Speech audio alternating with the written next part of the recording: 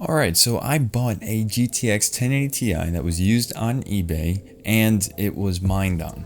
The seller was pretty transparent with what the temperatures were kept at, what kind of conditions it was in, and I went ahead and bought it for $500. So the original eBay listing was $535 or best offer. I offered $500 and the seller accepted it immediately. At first I was a little sketchy. I was like, whoa. The seller was actually pretty transparent and mentioned what kind of conditions it was kept in and what kind of temperatures the card was running at. So I like that, but I went through with it anyways. So this is what happened. Here we go, moment of truth. Oh God, please be a 1080 Ti. Oh God, the anticipation's killing me. All right, I got a box. Hopefully I didn't pay $500 for the box. Is it true? Do I finally have a 1080 Ti? Oh my gosh. Guys, I think it's the real deal. It is a 1080 Ti. Oh my gosh. I'm holding one of these in my hands. I can't, and he still has the sticker on it. The protective sticker over the LED over here. Guys, this is an actual 1080 Ti that I got for $500, but now you have to plug it in and see if it's gonna actually work. Please work, please work, please work, please work, please work.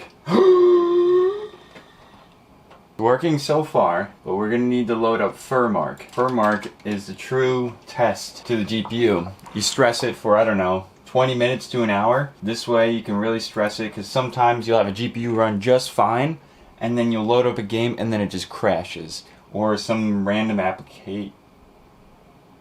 Winning!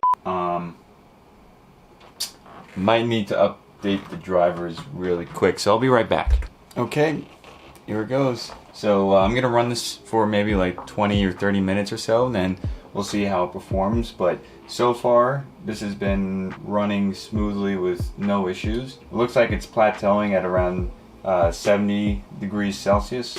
Liking this so far, so let's see. I ran FurMark for about 20 or so minutes, and you can really run it longer. And you can hear right now the fans are still kicking up right now, even though I just closed the application just a second ago, because it just takes a little time to cool down. But there's no coil whine or loose fan blades or any sort of strange noises coming from the cooler, so that's really good.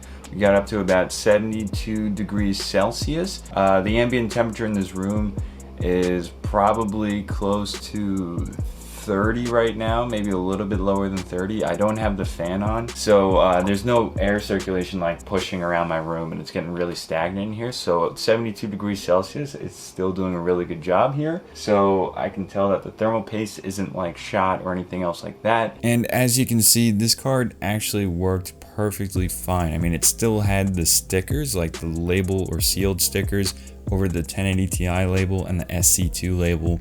I mean, this has the ICX cooler. This is a pretty decent GPU and in relatively like new condition. Doesn't feel like it was mined on, and even if it was heavily mined on, the card still runs just fine. This turned out a lot better than I thought it would, so hopefully you guys can learn something from that. And as far as used hardware goes, GPUs and CPUs and RAM mostly are reliable in the used or third-party market. So hopefully that helped you guys out. If you want to see more videos like this and you're new here, consider subscribing to the channel. If you want to support me and the channel, I have merchandise like this over here, and also PC art like this piece over here, which will be linked in the card in the description below, and also have a Patreon page if you guys want to help support the channel there as well. So thank you all for watching, guys. I'll catch you in the next one.